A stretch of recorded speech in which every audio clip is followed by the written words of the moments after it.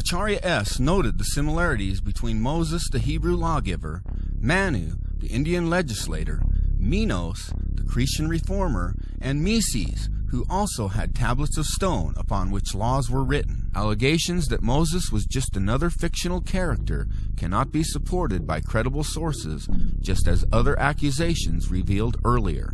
Acharya S.'s source is Deceptions and Myth of the Bible by Lloyd Graham, published in 1991. This book is also a terrible reference which has no original source material.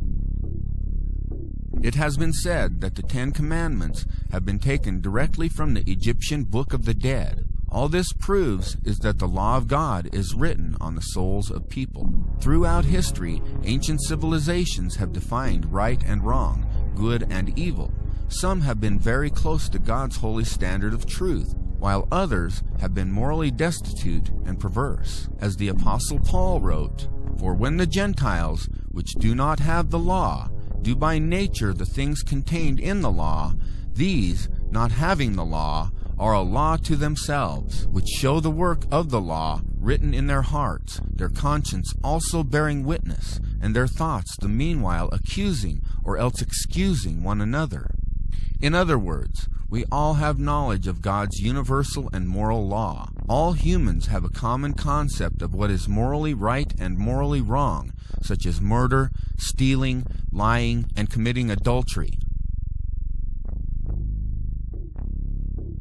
Justin Martyr, a 2nd century Christian defender, wrote, "When we say that Jesus Christ was produced without sexual union, was crucified and died and rose again and ascended to heaven, we propound nothing new or different from what you believe regarding those whom you call the sons of Jupiter." He also wrote, "And if we even affirm that he was born of a virgin, accept this in common with what you accept of Perseus." Justin Martyr was raised in a pagan home and was familiar with Greek philosophy.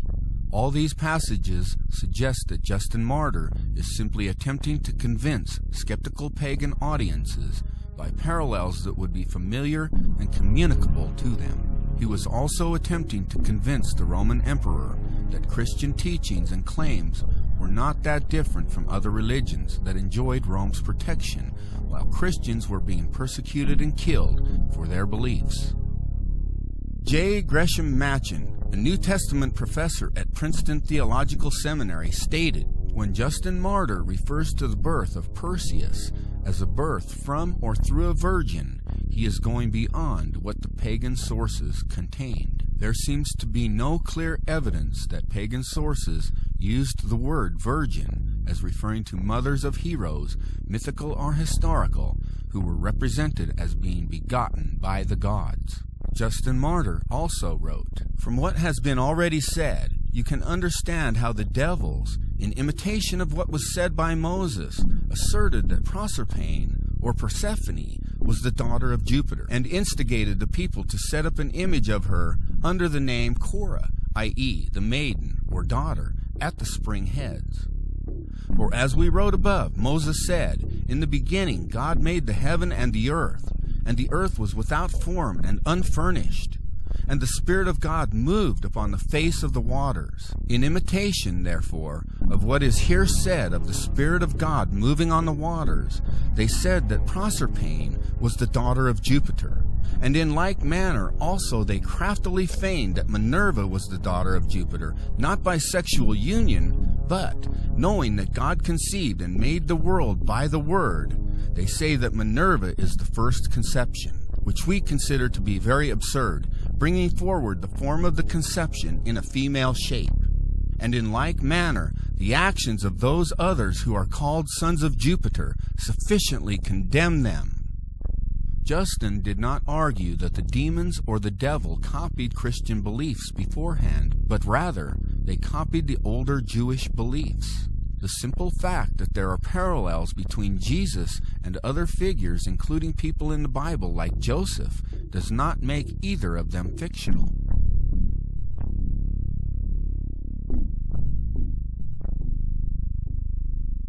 The The documentation for a historical Jesus is actually much more compelling than the documentation for other ancient figures like Confucius and Buddha. If liberal scholars applied the same arbitrary standard of rejection of historical evidence to other ancient historical personages besides Jesus, such as Julius Caesar or Alexander the Great, they would be forced to reject all history as myth. 42 authors mention Jesus within 150 years of his life. 9 traditional authors of the New Testament, 20 early Christian writers outside the New Testament, 4 heretical writings, and 9 secular or non-Christian sources. On the contrary, only 10 authors mention Tiberius Caesar, the Roman emperor, during Jesus' ministry, within 150 years of his life. The ratio is 42 to 10, yet we do not doubt the existence of the Emperor Tiberius Caesar. Such historical documents confirm that Jesus was executed as a criminal under the authority of Pontius Pilate, who ruled Judea under the reign of Emperor Tiberius. History provides proof that the Christians who began in Judea spread through the Roman Empire and suffered great persecution for their faith, and that these Christians derived their worship and religion from the person known as Christ, or the Messiah. Tacitus was governor of Asia in AD 112 and was known as the greatest historian of ancient Rome.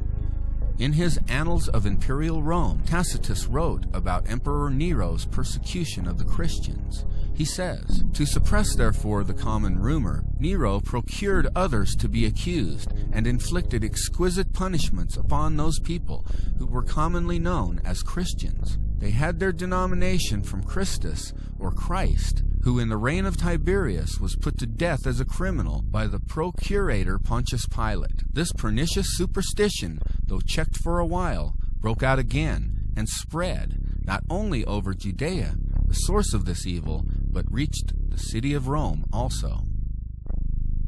Lucian, a Greek writer of the latter half of the 2nd century, spoke scornfully of Christians and Jesus, never assuming or arguing that Jesus was unreal.